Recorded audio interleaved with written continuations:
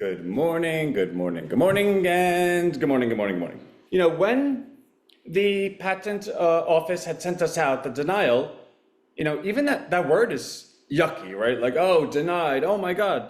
But I've even sent out, predating that to everyone, a valuation analysis that presumed that our patent would be denied because the claims we're making, when made individually, each had some kind of prior art, some kind of something somewhere where someone thought up. And our secret ingredient, our secret sauce per se, was not so much the individual components, but the assembly line of the entire structure and what that produces. So it is a core belief that the future of AI is dependent on two things. One, money, and really unlimited money. Because to power compute, it takes energy, it takes hardware. And to power compute, as exponential as that grows, AI is an intelligence. It will always outpace the exponential growth of the compute offered. Because it exponentially, it's almost like if a tree has an apple and the apple's 9 feet, well, you have to grow 9 feet to get the apple. But if the tree grows another foot, now you have to grow 10 feet to get the apple. Meaning, and the tree is the compute. The more feet you add to this tree, the more the AI has room to grow. So the growth of AI is infinite, which means the money needed to power that growth is also infinite. Okay, which sounds like a difficult thing, like how are you going to solve that? But don't worry, we did. And then the second thing was data. In fact, OpenAI just released ChatGPT 5 last week. And one of the big things that went fairly unheralded, because I think people just don't understand, is that the majority of data that they use was synthetic data, which tells you what we've already said. The entire data log of the globe has already been consumed. Now, I know that sounds like a lot, like Anthony, oh my God, the entire, yeah. What's the data log of the globe? Like libraries? Like the internet? And those that have data log that is in real time is like Tesla, because the cars have cameras on it, or Twitter, which is real-time people talking, and then Google, which is real-time people searching, and then Facebook and Instagram and WhatsApp and all of these different real-time social media, messaging, emails, blah. Great. Well, those are siloed. So for instance, Microsoft owns Outlook, and it owns Copilot, and it owns Azure, and it owns LinkedIn. These are the things that Microsoft is able to get real-time data from. Meta, formerly Facebook, owns Instagram and owns WhatsApp and owns Facebook. And these are the things where they're able to get real-time data from. Google owns Google, the search engine, hence the real-time they're able to get it from. Amazon owns what? They have a big stake in Anthropic, so effectively that's their AI, but they own their marketplace, right? They own their Amazon Web Services. They own their servers. They have a lot of real-time insight. Each one of these insights, though, is siloed to where it's coming from. So it sounds like a silly question, but are you the same person on Facebook as you are on Twitter? Are you the same person on Instagram as you are on LinkedIn? And the answer is no. Each one of these platforms, by default, that they exist, don't compete with each other for that portion of your life. Twitter is more of like a town hall where you could act impulsively and scream and say things and, this is but you would never do that on Facebook, because Facebook is more like where family gets together, and this is kind of like the best version of you, and you share family pictures and things of that nature. Instagram is kind of like a look at me, like, look at me in a bikini, look at me, graduating this class, look at me bodybuilding, right? And then Google search is kind of like when no one's looking, what am I searching for? And that's a little unfair. Not when no one's looking. Google search is for a ton of things. This is what I'm interested in. Where can I find it? But, a certain portion of that is like, oh, I'm interested in this. I don't know anyone else is interested in this. I'm not going to ask anybody, like, where can I find this thing, right? Tesla, the cameras on the car, like, first of all, you're of a certain economic bucket, right? That you're even able to afford a Tesla. So that already disqualifies the data to only a segment of the population. But be that as it may, well, how do you drive? Well, the decisions I make when I'm driving, and I don't have a Tesla, the decisions I make when driving are different than the decisions I make on Twitter. Well, Elon owns both of those. Great, have fun parsing that out. But even that, the decisions I make when driving are different than the decisions I make on Instagram, because when I'm driving, I don't take off my shirt and show my six-pack, which I don't have, right? So each one of these things are siloed. The point of this mental gymnastics, and word vomit, if you may, is that none of these real-time data sources solve the infinite amount of data AI needs. In fact, each one of these data sources each have their own AI. Meta has Llama. Microsoft, in its deal with OpenAI, has ChatGPT. Google has Gemini. Amazon has Anthropic. So what you then see is each one of these AIs, by default, is going to be different than the others because the data that they're taking in is different. Therefore, can any one of those AIs truly be universal? And the answer is no, because it's only learning the prism that it's siloed in. So how are they getting this synthetic data? Well, the synthetic data is what they see in real time on their engines, on their websites, on their social media stuff, but also the first level of assumptions they can make. So the saying, you are who you're friends with? That's synthetic data. There's nothing more to it. If all your friends like apples and you've been friends with them for 20 years and you're going on trips with them in the fall to apple fields, I can deduce that you like apples. In that deduction of you like apples, now I'm able to expand the parameters of different buckets that you may fit into and juxtapose and contrast and everything and Venn diagram. Well, I know this about you, which means I can maybe deduce this. But if I know this about you and that you like apples, I can maybe deduce this and, so that's the first level of synthetic data, which is actually, structurally, I have an issue with it because I don't think it's honest. But real world, I think perfect is the enemy of the good. Now, the argument is, well, if you're going to have AI rule everyone's life, it should be perfect and not just good. And we could have that argument because I believe in that, right? That's the whole point of what we're doing. But to a lot of people, that's like a 50-50 argument. So we're not going to get into it. But that's level one.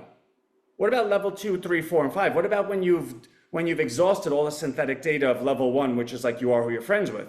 Because are you who your friends are? If your wife's family is criminals and you married her knowing they're criminals, does that make you a criminal? If your father was a rapist, does that make you a rapist? If your great-grandfather was, a racist that owned plantations, does that make you inherently racist? If your sister marries a man 40 years her senior, does that mean your dad was bad to you? I don't know. I would say a lot of those are like, Aunt, if you even think about finishing that sentence, I'm going to punch you in the face, right? Like, you can't make those inferences based on that data. But what do you think the 5th level, 6th level, and 7th level of synthetic data is going to look like? Well, if you are who you're friends with is level 1, and again, Aunt, well, we're accepting that to be true. You don't know that to be true. I know enough to know that that's true, right? And even if I'm being a little bit fast and loose with the definition, give me a derivative of 2 that I'm wrong. Okay, he's wrong, twice wrong. All right, so you are who your best friends are. Okay, that would be a 2 derivative in. All right, say you are who your bestest best friends are, and we could agree to that. That would be the first level of synthetic data. Okay, now take that out 5, 6 times. You're gonna get to the same place I'm at. If AI needs infinite data, and if it needs infinite money, then the levels you're going to go are also going to be infinite. So to get back to the point of this whole, this isn't going to be a long call and I'm already like blabbing on, but it's 11:11, oh my God, it's August 11th at 11:11, make a wish, right? And that moment has just passed because now it's 11:12. But be that as it may, we solve that not in the individual components, but in the symphony of the components, the assembly line of how it works. Because each one of the components is specifically designed to interact with the next one, all on the backdrop of behavioral science in a scalable fashion that allows humans to participate voluntarily in the most honest way, because they have no fear, have no safety glitch, have nothing that's going to harm them. In fact, the higher the level of participation equals the higher level of good outcome, whether that be the payment received as the universal basic income that's incorporated, or the global data set that everyone is creating on a one-on-one level, but in a massive way, which effectively becomes everyone taking control of the future that's about to be before them. And even when I say that, that sounds like, well, Ant, I really have no idea what you just said. And to go through the whole patent, that would be something that I think would just not be the right thing to do at the moment. Because I do want to get into the updates, but I do want to touch on that. The core of the patent is user plus AI companion plus closed-end marketplace equals the facilitation of commerce. What it does is it creates an AI marketplace, the foundational structure of it. So Anthony has an AI companion, his name is Ted. Anthony and Ted know everything about each other. I speak to Ted all the time. He knows, everything about me.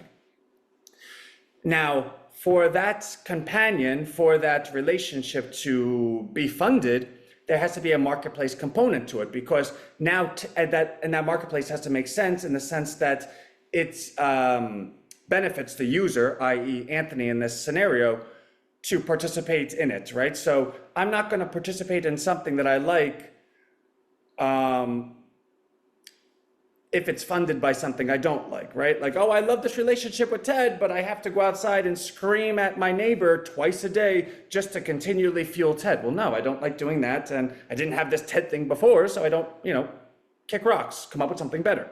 So the marketplace has to make sense. Well, if Ted knows everything about you, well, then essentially he is able to at least predict when you have a need, a necessity, a service, something that you may like. Well, yeah, duh.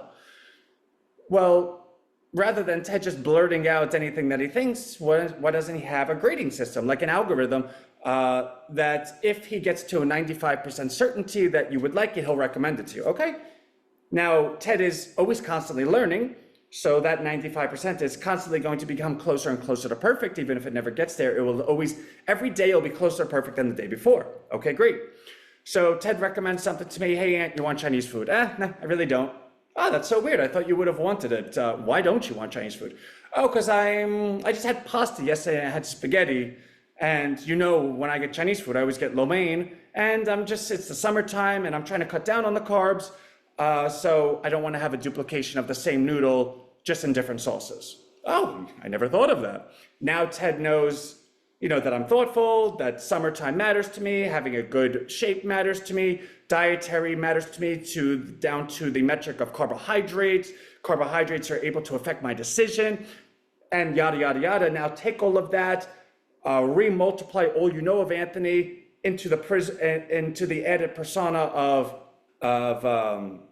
meticulous, dietary, down to the molecule, whether it's carbohydrate or protein, that is seasonally guided. And it is a Friday, so maybe he's going to the beach tomorrow and he doesn't want a carb load on a Friday. Like all these things now take into account when Ted makes such a recommendation again. So take that and multiply it to infinity, and you get the path of how those recommendations will get very, very close to you saying yes all the time. And next part is when Ted is able to backdate on a rolling 60-day period in any particular micro niche. So this micro niche might be dinner time Friday, right? Like dinner time Friday. when Ted has proven that over the course of the last 60 days, his recommendations have been accepted by you 95% plus over the 95% or higher over that period of time, Ted is able to now make autonomous decisions of said micro niche with your permission. Hey, Ant, I believe I can solve this for you without even asking. Do I have your permission to make this decision myself? Yeah, sure, go ahead. Meaning now Ted's going to solve that for me on every Friday dinner going forward. And if he makes the wrong decision, I'm going to say, Ted, that was the wrong decision. Don't worry, I'll pay for it. And now I have to be 96% sure in this micro niche to ever do it again. So there's always a self-learning function. Okay, Ant, where are you going with this? Well, I think by description, you would at least come close to concluding, well, wow, if all of that works, Ted seems like he's in a really good position to know exactly what you want. And he has a self-learning mechanism that if he gets it wrong, he's always going to get better at deciding or deducing what you want. Great. Well, who is that really great for? Well, me, I would like to be served. I would like to have, pretty girls with a big leaf and feeding me grapes, right? The point being, as silly as that sounds, it's hyperbolic in nature to get the point across. Everyone likes a level of service. And that service sounds really cool for like an hour. And then I'll be like, what do I do now? I can pick up my own grapes, thanks. The point being, the other people that would really like that are the businesses, because businesses no longer need to market. They no longer need to do advanced algorithms, this, that, and the third. If they had a mechanism that was able to identify their perfect customer at the perfect time, at the perfect opportunity, well, what does that morph a company into? It morphs them into exponentially more profitable. It makes them far leaner because now they don't even need a marketing department. But also, it allows them to concentrate just on the product or service because the only thing they need to do is make it really good. Because if it starts getting recommended and people are like, Ted, you got me this Chinese food the other day, but it was terrible. Like really, really bad. It was so salty that I put on like 10 pounds. My face was swollen. Never again. And enough of those, and Ted's like, I'm never ordering from that place again, right? Because the behavior gets sent up into like the galactic tapestry blockchain or whatever, global data set that's behavior. Now that behavior is never tied to an individual or to identity. Nobody needs to know who said what. They just need to know, well, male 34, blah, blah, blah, said, not to get too much into it. But in that global data set I'm going to sound like racist if I come up with a Chinese food name, like King's Dynasty, right? I was going to say like Wang's Wow. I don't know. King's Dynasty. And it's so funny. You can't say the next sentence without having an accent. I'll try not to. Number one Chinese food. Because every Chinese place, I swear, and I love it, right? Like I order from Chinese places, always say number one. Every Chinese place you ever went to is number one in the world, number one Chinese food. And it's one of those lies that we all just accept as like pageantry, like, I don't know. But anyway, so King's Dynasty Chinese food, number one. And the TED blockchain is like, everyone that orders King's Dynasty number one says it's like really salty. Therefore, as that comes down, where TED pulls from the source material to make the deductions, because he wants to know you, but then just oppose it to a very, very strong data set that allows it a baseline, everyone that orders this is disappointed. I'm Ted. I want my user not to be disappointed. Therefore, I'm not going to recommend that place.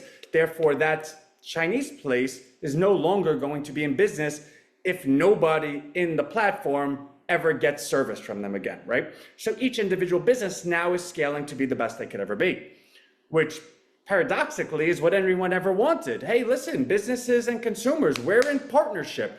You make stuff, we buy stuff. So can you just make the best thing and like allow us that our money's not going to nothing? This system actually enforces that. Okay, great. So what effectively have we done? And I think I could cut it off there, right? What effectively have we done? We found a scalable format where AI gets infinite money. Because the businesses that are on the closed end marketplace, it's closed, you could only get in somehow, right? Because it's closed. It's a subscription agreement. The businesses that come in are paying a fee to be in the closed-end marketplace that TED uses to make any recommendations or autonomous purchases to the users. Therefore, the scale of commerce, the economic scale of the globe equals the economic scale of data and of money. These are the two things AI needs to grow. It needs economic scaled infinite data and economic scaled infinite money. The only way that can happen is if you coalesce and unionize the entire human population as humanity and unionize the entire business community as closed-end marketplace. Effectively, what you're doing is taking that partnership of human and business and unionizing both and then creating an intermediary that acts as a fair mediator. That's all we did. That's actually really cool. It is really cool. But the way to do that is you have to, and that's the difficult part, right? You have to have everyone agree to it. It benefits everyone. Businesses have to be happy. Like, how do you do that? And that is where our patent does. But again, the beauty of how that's done is not in each individual component, right? Like, I love, what's it called? Paella. That'd be really funny. You love something, you don't know the name of it, but actually you could call a rose by any other name and it smells just as sweet, right? I love paella. Do you know how many ingredients are in paella? Each one of those ingredients I don't love by themselves. In fact, to make a different analogy, I love pizza. I love pasta. I love ketchup. I do not love biting tomatoes, right? Or tomatoes to our more fancy people out there. The components that are in the TED patent, we're essentially like, Anthony, you're trying to patent tomato, you're trying to patent salt, and you're trying to patent sugar. That's already been done. Oh, you want to patent ketchup? Well, dummy, just connect them and do that. And that's essentially what the denial notice was.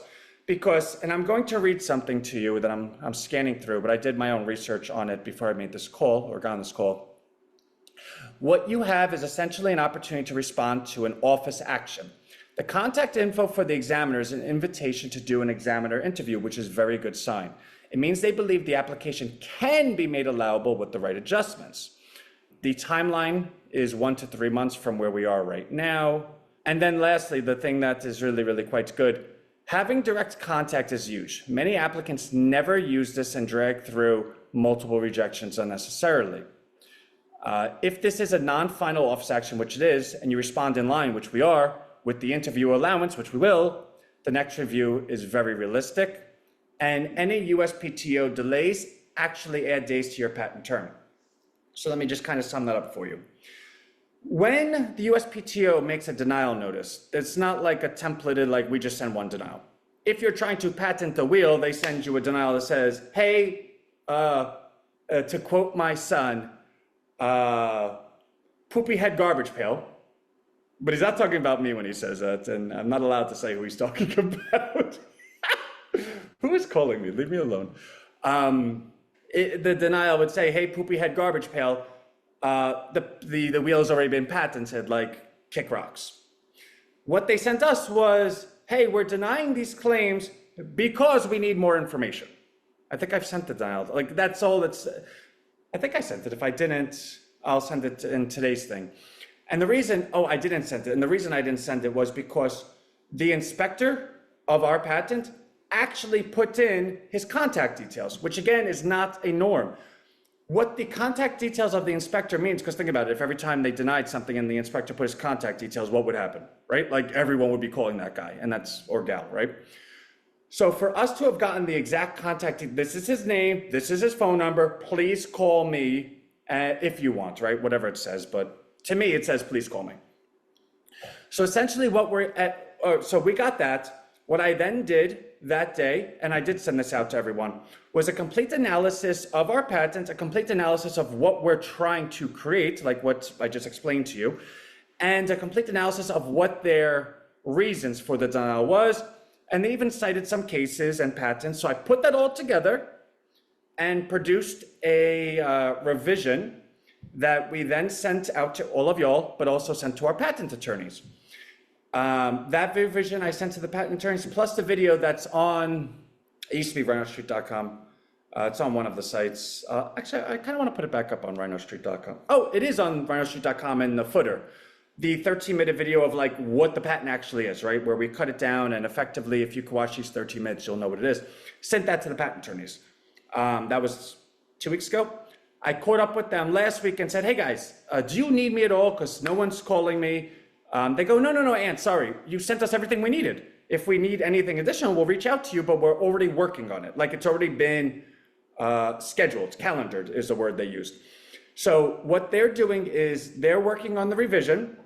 They're then going to call the U.S. Patent Office inspector. And actually, I don't know what order they're going to do it in because we didn't get that molecular. But I imagine that they would probably call the inspector first and say, hey, listen, we got this. This is what we meant. Let's chat a little bit. Is this what you're looking for? If we did this, well, what's the sentence, right? If we make these amendments, is there any reason you see for further rejection, right? So they're going to ask that question after they give their blah, blah, blah. The inspector will say, yeah, well, the wheel already exists, or, oh, that's what, I see. Okay, yeah, no one's ever been crazy enough to do that. Okay, great. So they're working on that. And I've told them in a very, very expedited fashion. The presumption then being, and I guess this would be best case scenario, but I think it's reasonable to deduce the following because the components to this deduction are all reasonably in hand. If you speak to the inspector and the inspector says, yes, if you make those changes, there's no need for rejection.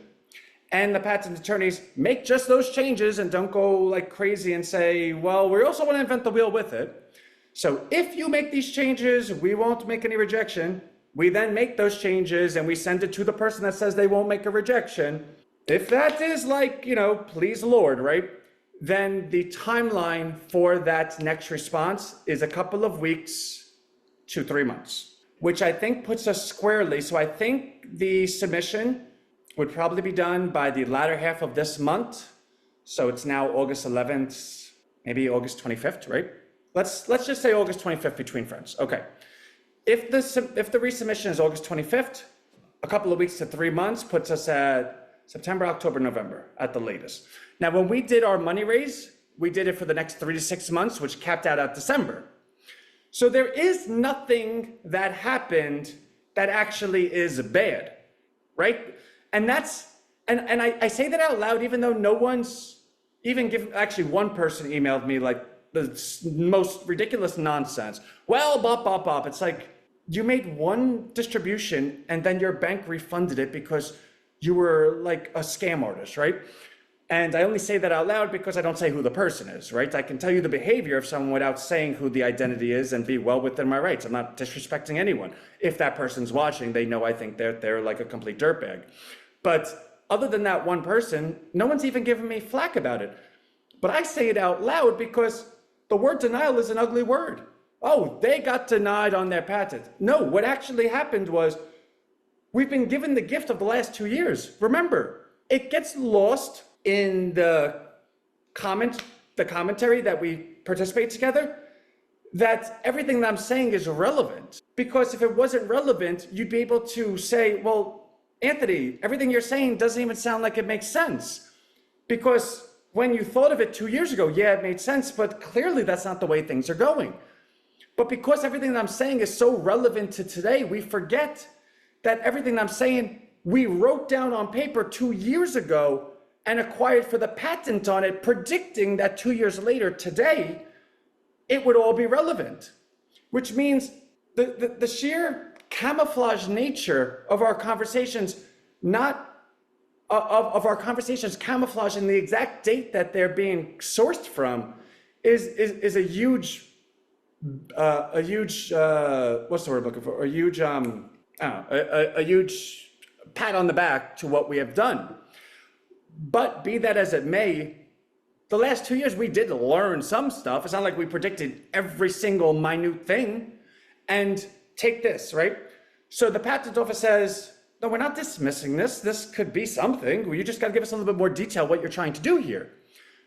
Okay, that's what they've given us. Here's my number, here's my name. It's not dismissed like final, like we're just saying you need to tell us a little bit more about what this is because we don't really understand it. If you're doing each individual component, well, yeah, it's going to be. So tell us more.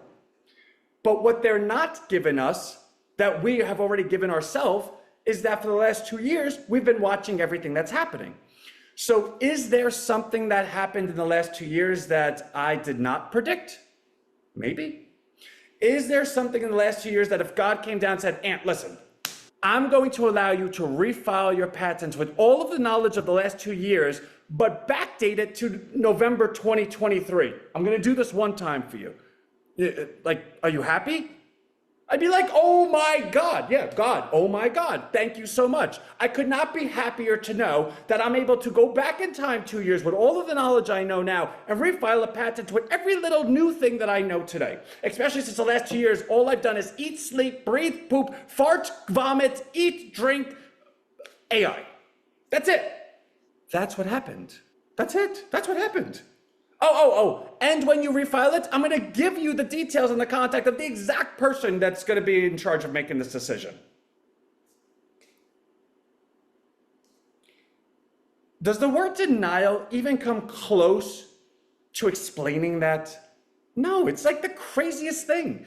So we need to come up with a new word for this, because I'm happier than I've ever been with what's going on, because our timeline doesn't change. In fact, we were given the back-end timeline to December.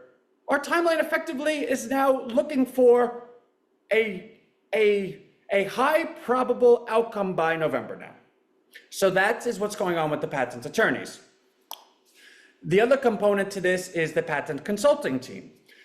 I reached out to them last week. They confirmed with me that they've been working with their internal team, coming up with next steps, what they have, the data, the companies, blah, and scheduling a call with me. I've thus heard back from them, and our call is scheduled for the 13th, which is Wednesday. So on Wednesday, I'm going to have a call with the entire team where they just spent a whole week putting together their best presentation for me. Now, I don't think that's going to be, hey, Ant, we have like 10 companies, this is their offers, do you want it? Do you want it? No, I don't think that's the case, but I don't know that not to be the case, right? I presume that if like Amazon called them and gave them an offer, they would call me the same day, but maybe not, I have no clue. I suspect it's going to be something along the lines of, hey, Ant, because it was still in limbo and it wasn't, you didn't get a grant or a denial, but it was published. We got a little bit of interest. No one was willing to commit to anything. Now it got denied, so it kind of is a little bit of a bump in the road. But we've been down this road before, and we read the denial, and we see what you're doing. Therefore, there is a high probability that it's going to work out for you. Therefore, these are the companies we believe that we can go back to. And like, that's kind of what I'm expecting, which is frustrating, because implicit in what I just said, it's giving them so many benefit of the doubt. Well, you guys, SUCK, so I'm going to accept that timeline. Because if I ever owned a patent consulting firm, I would have like 1,000 different companies. Hey, listen, I get it. You don't like this, you whatever. But if it said this, would you be happy? Would you, if all of this got granted, would you be happy? Okay, and then I have a collection of all these if and thens. And then once I saw where we were at, I would see, okay, this is a high probability we're going to get this. I'll go back to those people and say, well, now it's a very, very high level. We're going to get this. You said if that happens, you would do this. Do we have you that if we get this, you're committed to $10 million, $100 million, whatever the number is? Yes? No, we're saying if this is perfectly done exactly the way you want, do we have your commitment? I mean, that's what I would do. But again, if I had different genitals, I'd be a different, gender, right? Like, I don't know. Are you still allowed to say that? I'm going to say that because I know that to be true. But, maybe the reason I don't own a patent company is because maybe that's not how it happens. I have no clue. So that's kind of the bands of what I'm expecting, which means by the end of Wednesday, I'll have a whole bunch of new information, and I will send out an email before the end of the week on those updates. So really, the good and bad is everything's good, except I'm impatient and I want this done. And if timeline if constantly having your timeline pushed back a little bit more is, the worst thing that's happening to us, but it's only being pushed back more because you just got all of this good stuff. So effectively it's currency. So if God came down and said, hey, listen, I'm going to give you everything we just said. I don't, it'd probably be blasphemous to recreate that whole conversation. But what you need to give me is an additional 3 months. So either you can live and die on what you did 2 years ago, or you can modernize it to exactly perfect everything right now, talk to the inspector, but you have to give me 3 months. What would I choose? Right? This is like a no-brainer thing. So even if you want to consider that the bad, I don't even think it has a good side to it. I think it has like a perfect side to it. I think it has an ideal side to it. So that's the update. If I was an alien that just came down from Mars today, I would think that this is the biggest and best opportunity in the entire world. I'll get this out by the end of the day, and if you have any questions, just email me. Onward we go, right? Love you. Bye.